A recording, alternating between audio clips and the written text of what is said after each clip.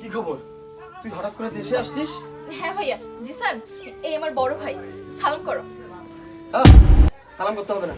এই তুই দেশে আসছিস কাকে বলে? আর এই ছেলেটাকে কেন আসছিস?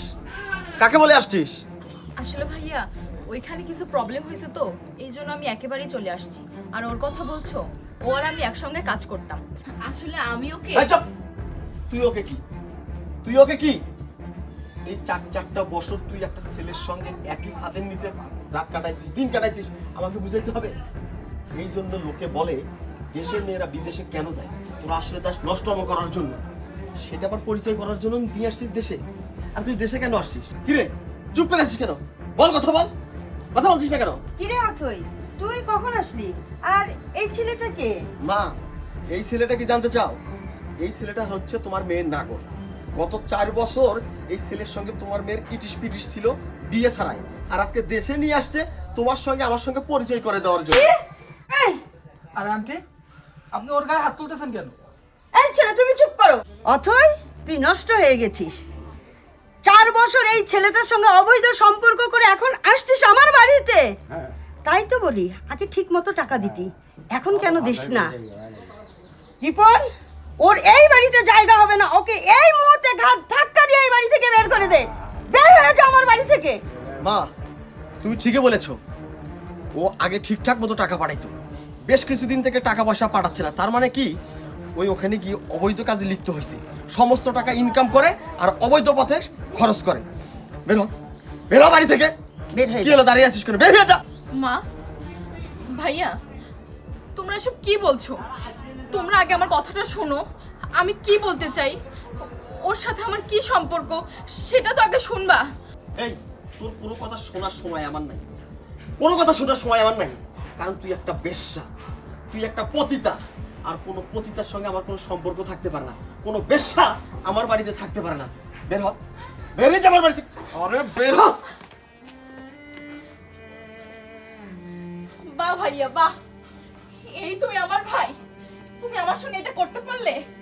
ও, আমি আর কি বলবো তোমাকে, তুমি তো এসব করবেই, কারণ তুমি তো আমার নিজের ভাই না, তুমি আমার সৎ ভাই। যদি আমার নিজের ভাই হতো তাহলে সে আগে আমার কথাগুলো শুনতো, আমার মনের কথাগুলো শুনতো, তারপর আমাকে সে অনেক কথা বলতো। কিন্তু তুমি সেটা করো নাই, তুমি সেটা করো নাই। আর মা, তোমাকে আর আমি কি বলবো, তুমি তো আমার মা। সেই ছোটবেলায় আমি আমার মাকে হারিয়েছি, তারপর আমি আমার বাবাকেও হারিয়েছি। মা, ও মা গো, আমি তো তোমাকে কখনো আমার সৎ মা ভাবিনি, আমি তো তোমাকে নিজের মায়ের মতো ভালোবাসছি মা। আর তুমি তোমরা তোমরা আমার সঙ্গে এটা করতে পারলে? আমি এটা ভাবতেও পারতেছি না মা, ভাবতেও পারতেছি না। এই, তোর ন্যাকা কান্না বন্ধ কর। আবেগ দিয়া দুনিয়া চলে না। এতদিন টাকা পাঠাইছিলি, তোর কদর ছিল। এখন টাকা নাই, তোর কদরও নাই। টাকার কারণে তোকে ভালোবাসতাম। বের হয়ে যা, বের হ আমার বাড়ি। দাঁড়াও অথই, না জিসান, এদেরকে আর কিচ্ছু বলতে হবে না, চলো আমরা চলে যাই। আমার যা বোঝার আমি বুঝে গেছি। দাঁড়াও। আন্টি, ভাইয়া, আমি আপনাদের মেহমান, আপনাদের উচিত ছিল আমার সাথে ভালো ব্যবহার করা। আর অথইয়ের কথাগুলো একটু বোঝার চেষ্টা করা, ওর কথাগুলো শোনা। কিন্তু আপনারা কি করলেন? ওর কথাগুলো না শুনে ওকে অনেক উল্টাপাল্টা কথা বললেন, অনেক বাজেভাবে মন্তব্য করলেন। আন্টি, অথই যদি আপনার নিজের পেটের মেয়ে হতো, আপনি কি পারতেন ওর সাথে এইভাবে কথা বলতে?